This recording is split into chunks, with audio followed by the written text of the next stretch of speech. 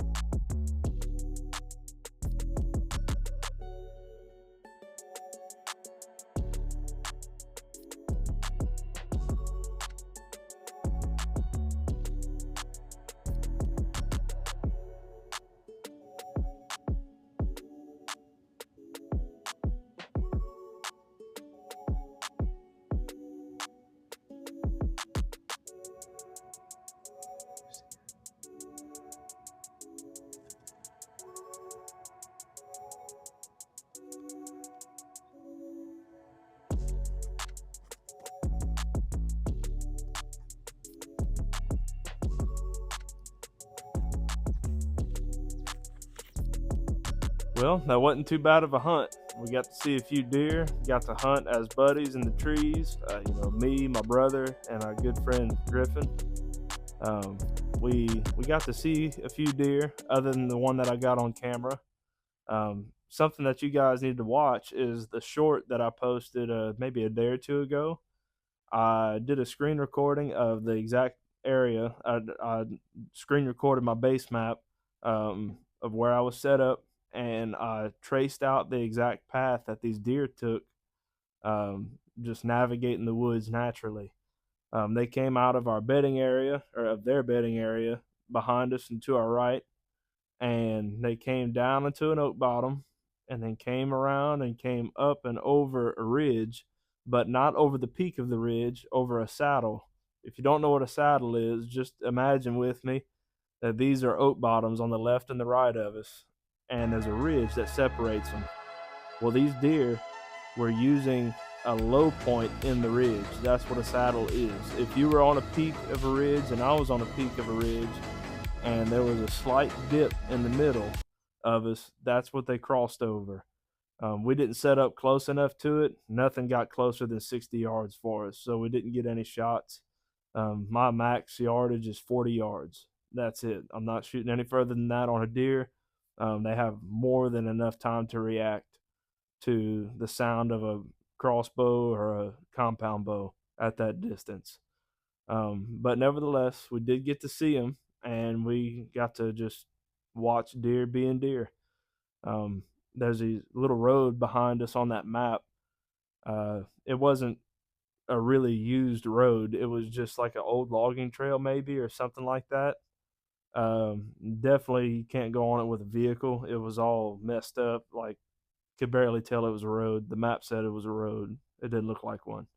But on the other side of that road was a big, tall stand of older pines with undergrowth, a bunch of undergrowth, real thick briars and everything. That's what these does came out of and went into the oak bottom that was on our right. And we got to, watch them kind of like maybe look for some acorns or something. They didn't find what they were looking for, so they crossed over to the other oak bottom. But other than that, that was all of our action for the day. Something else I wanted to talk about is the crossbow. I've been using that Killer Instinct crossbow. Haven't got to shoot anything because nothing wants to get within 60 yards of me right now, seems like. But this, after I got it put together, solved its minor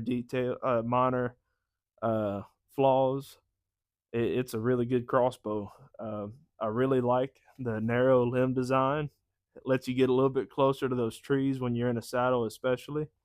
I'll show you guys what I'm talking about when I say narrow limb design. So this is my other crossbow.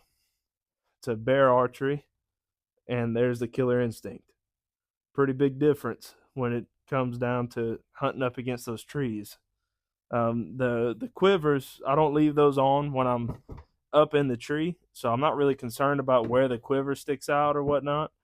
But that narrow limb design really helps you not have to swing out away from that tree to make a shot.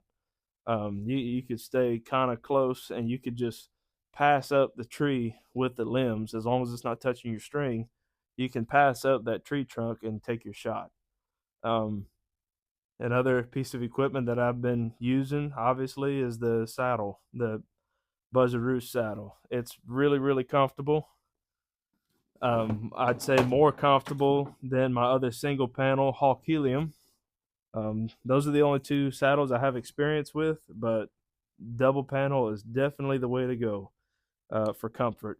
Some people don't like how much heavier these are. They're not heavy. It's just they're just not. I put them. I don't wear mine walking out because of the distance we have to walk. I usually pack mine in my backpack. I just roll it up, jam it in there, and then take it out and put it on when I'm at the tree I want to climb. So that's not a big deal to me. Um, but this, I'd say that is more comfortable than a climber. I can't say anything about lock-ons. I've never been a lock-on guy, but that I feel like I could stay more comfortable for a longer period of time rather than a climber. So now I'm not saying you're never going to get uncomfortable in it.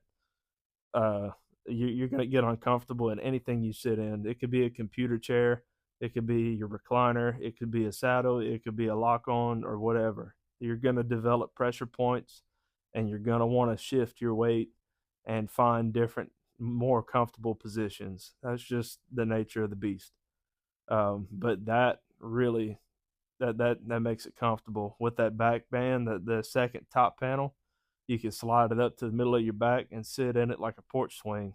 And man, I can't ask for much more out of a saddle. I don't think you can get a whole lot better than that.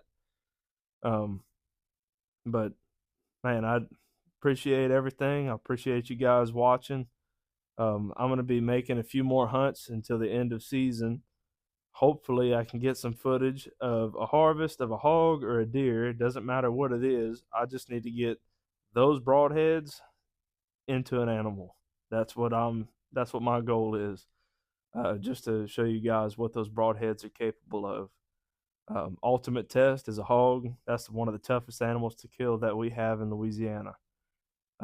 If you can get a hog down from the scene of the shot within 40 yards or so, that's a good broadhead, I think. So that's the results I'm expecting, and that now the rest of it's up to me to make a good shot. I can't just hit it anywhere and expect it to go down in 40 yards. That's anything, a gun, bow, crossbow, it don't matter. You got to hit them in important spots to make really good, clean, ethical shots and kills. So we're gonna see what happens with that, but hopefully I can get you guys some footage this weekend. Thank you guys for watching.